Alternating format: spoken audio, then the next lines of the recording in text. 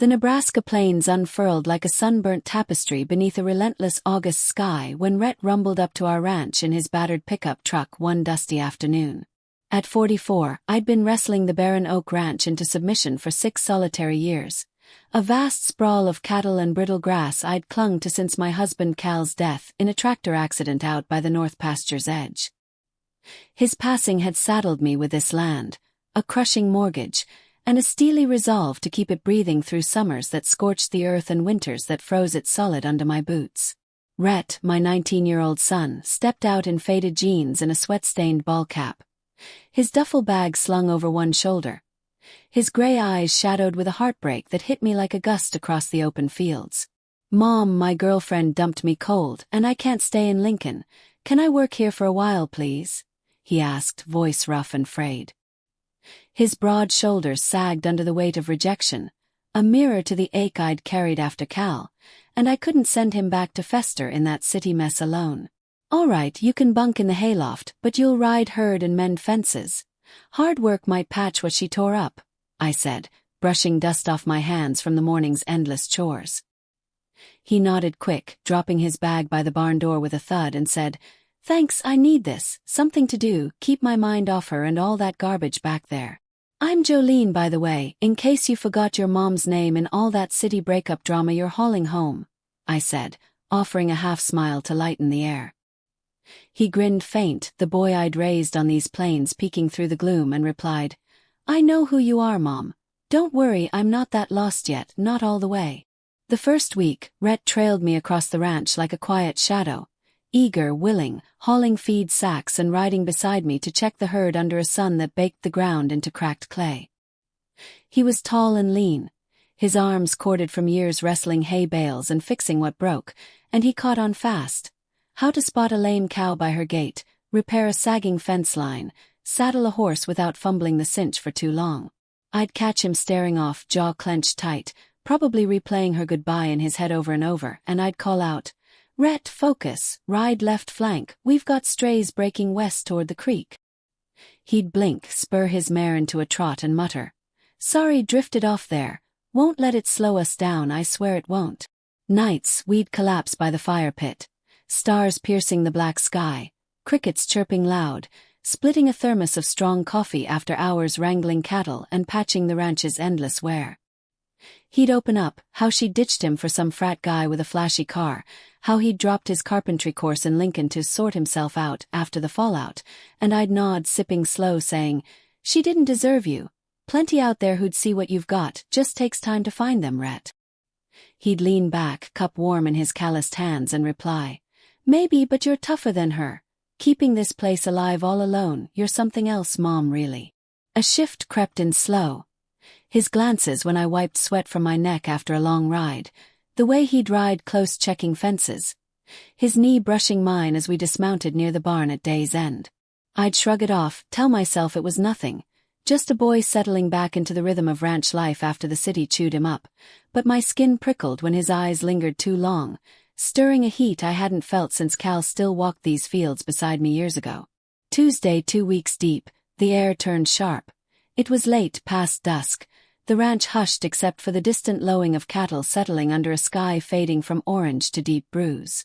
We'd spent the day shifting the herd to fresher graze 10 miles north, my shirt stiff with dust and sweat, my hair plastered under a hat I'd worn since dawn to shield my face from the relentless sun.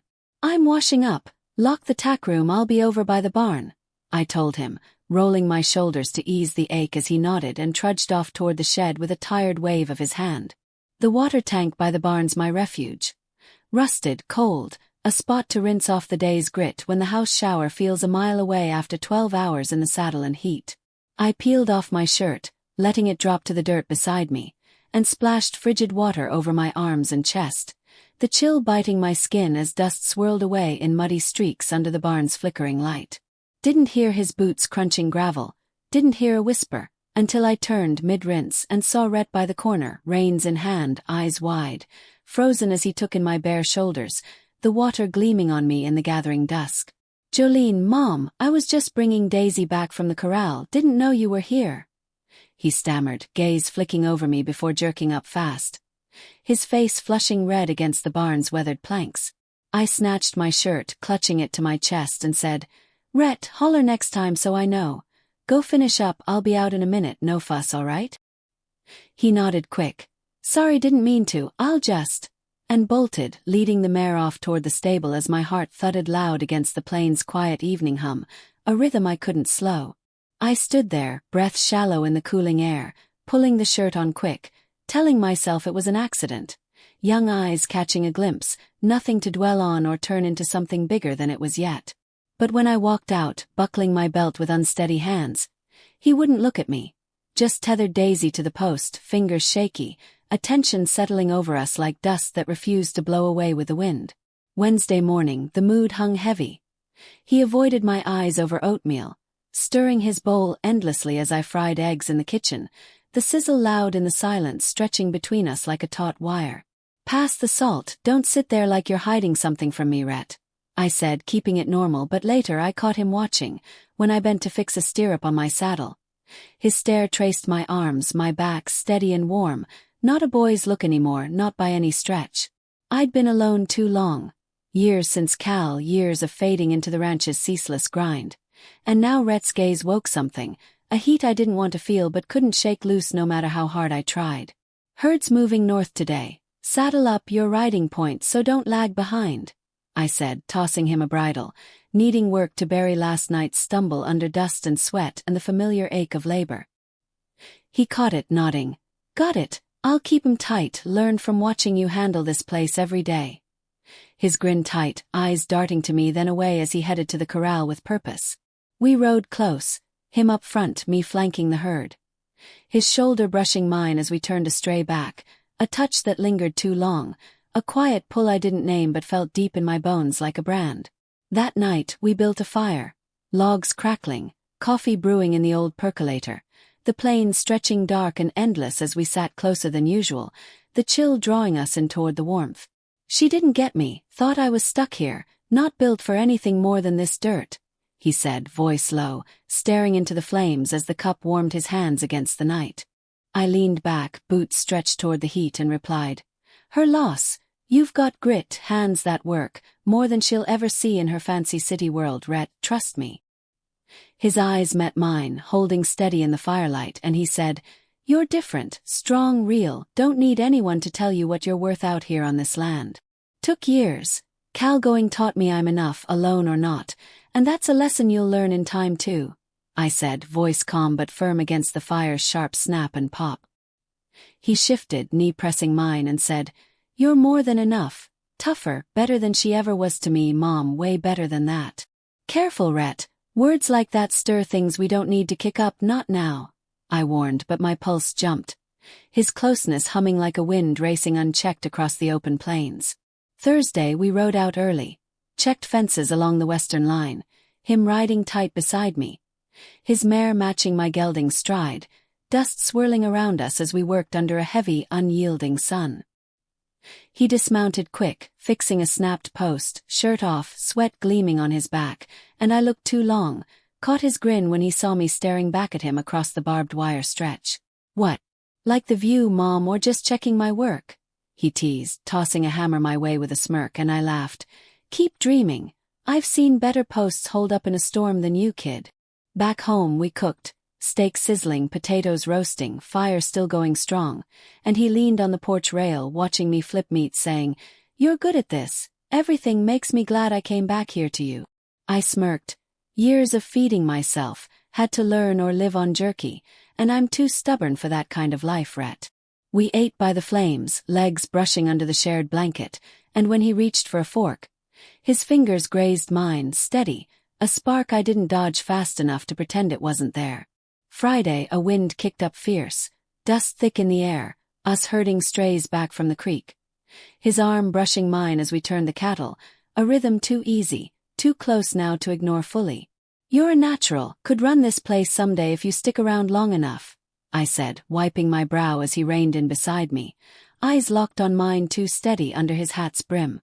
"Thanks, means a lot from you, best I've ever seen at this, hands down," he said, voice low, tension coiling like a rope ready to snap taut between us in the wind. Saturday we mended the barn, nails hammering, him shirtless again, sweat streaking. his shoulder brushing mine passing planks, a heat building slow under the day's labor and dust. "She never cared, just wanted some guy with a future, not me," he said, driving a nail, voice rough, pausing as his hand rested near mine on the wood. I turned, meeting his gaze, and replied, "Her mistake. You're solid, worth more than she'll ever see in her shallow little plans, Rhett."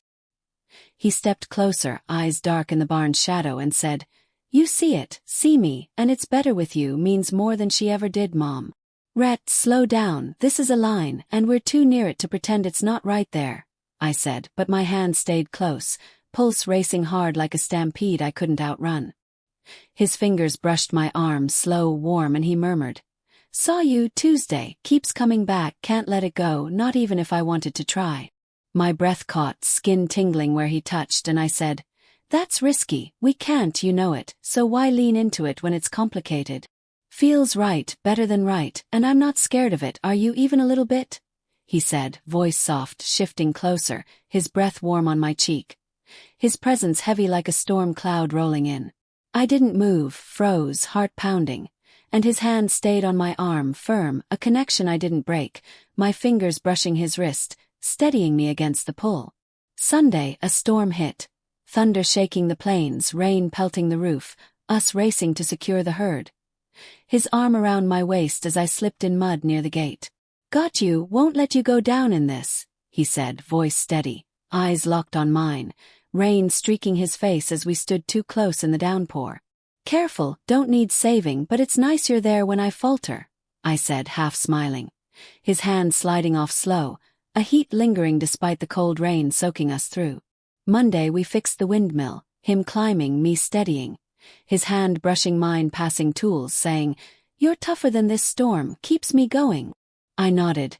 Years of fighting weather, had to learn or lose it all, and I'm too proud to let go. His grin sparking something I couldn't name yet. Tuesday we rode the south line. His knee nudging mine, dust swirling, his voice low. "Glad I'm here, better than Lincoln, better with you." Wednesday night, quiet, fire low, us on the porch, coffee cold. His knee pressed to mine, silence thick with everything unsaid. Everything felt like a storm brewing, slow and inevitable. "I keep seeing you, Tuesday, every night. It's in me, Mom, can't shake it no matter what I do," he said, voice low, hand sliding to my arm, firm, a heat I couldn't push away even if I tried with all my strength. "Rhett, we're past safe. Too late to stop, too soon to know what this is, what it could mean for us," I said, breath short, his fingers tightening, eyes locked on mine with a weight I couldn't lift or turn from. He leaned closer, breath warm, hand steady on my arm, mine on his shoulder, a closeness wrapping us like the plain's endless dark around the fire's fading glow. We held there, air thick with unspoken things, and I whispered, "No one knows, ever, swear it, Rhett, or this ends cold right here and now, no hesitation. Ours, hidden, locked, I swear, Mom, always, no matter what." He breathed, sealing it, the night folding us in, a secret burning quiet and deep as the plains stretched silent around us. Thursday morning broke cold and gray over the Nebraska plains, the fire pit's ashes still smoldering as Rhett handed me coffee on the porch with a shaky grip. After last night's words, our pact sealed in the dark, I'd barely slept, the weight of his promise pressing against my chest like a storm cloud refusing to lift. "We still all right after that talk, Mom? I need to know we're not falling apart over this," he asked, voice low and raw. His gray eyes searching mine as the wind tugged at the brim of his cap. I took the mug, sipping slow to steady myself, and replied, "We're fine. Keep it quiet, hold the line, and we'll navigate this day by day, Rhett, together." The day demanded work. Cattle needed shifting to the east pasture, and we saddled up early, riding out under a sky-threatening rain with heavy brooding clouds. He rode close, his mare's flank brushing my geldings, his shoulder nudging mine as we pushed the herd across the uneven ground toward fresher graze. I'd catch him glancing when I adjusted my hat against the wind. His eyes lingered on my hands, my neck steady and warm, a look that stirred the heat I'd tried to bury since Tuesday's rinse at the barn. "Keep him moving, don't let that calf break left, we're almost there," I called, spurring my horse, needing the herd's chaos to drown the hum building between us. Back at the barn we unsaddled, dust thick, his arm brushing mine passing reins, A rhythm too familiar, too easy after weeks of this quiet dance we couldn't name aloud. "You're good at this, herding, fixing, all of it, could take over someday," I said, wiping sweat from my brow as he leaned against the stall, hat tipped back, watching me too close. "Thanks, learned it from you, best there is out here, no question about it," he said, voice low. His grin tightening the coil of tension that refused to unwind between us now. That night, rain hit. Sheets pounding the roof, thunder rolling deep, us holed up in the kitchen cooking chili as the storm battered the planes outside the rattling windows. He stood near, stirring the pot, his elbow grazing my side when I reached for spices, saying, "Smells good. You make everything better, even a night like this, Mom." I smirked. Years of feeding us, had to learn or we'd starve out here, and I'm too proud for canned soup, Rhett. We ate at the table, legs brushing under the wood, and when he passed the bread, his fingers lingered on mine, warm, a spark I couldn't douse as the storm growled on. Friday, the rain left mud. Us trudging to fix a washed-out fence, his shirt off, mud streaking his arms, his shoulder bumping mine as we hauled wire through the muck. "She'd hate this, city girl, never got the dirt, never got me," he said, driving a post, voice rough, pausing as his hand rested near mine on the fence line, too close. I turned, meeting his gaze, and replied, "Her loss. You're built for this, more than she'll ever see in her clean little life, Rhett, trust me." He stepped nearer, eyes dark in the overcast light, and said, "You see it, see me, and it's better here, means more with you, Mom always has." "Rhett, easy, this is a ledge, and we're too close to slipping off it," I said, but my hand stayed near his, pulse racing like a horse breaking free across the plains unchecked. His fingers brushed my wrists, slow, firm, and he murmured, "Saw you Tuesday, can't stop seeing it, can't let it go, no matter how hard I try." My breath hitched, skin alive where he touched, and I said, "That's trouble, we can't, you know it, so why keep leaning when it's a risk we shouldn't take? Feels right, better than right, and I'm not backing off, not unless you tell me to stop," he said, voice soft, shifting closer, his breath warm on my cheek, his presence heavy like the mud anchoring us there. I didn't pull away, couldn't. His heat sinking in, my hand sliding to his arm, gripping light, a tether I didn't want to snap in that charged, muddy moment. Saturday, the sun returned, harsh, drying the land, us riding to check the creek. His knee nudging mine, dust swirling as we moved through the heat like nothing had changed. "Glad I'm here, beats Lincoln, beats her, every day with you," he said, reining in beside me. His grin sparking a warmth I couldn't name but felt deep in my gut now. "Good, ranch needs you, and I'm not sorry you're back, Rhett," I said, but my voice softened, his nearness tugging at something I'd buried under years of solitude and grit. That evening we grilled, steak sizzling, fire pit roaring, him leaning close flipping meat, his hip brushing mine saying, "You're tougher than this fire, keeps me steady, Mom."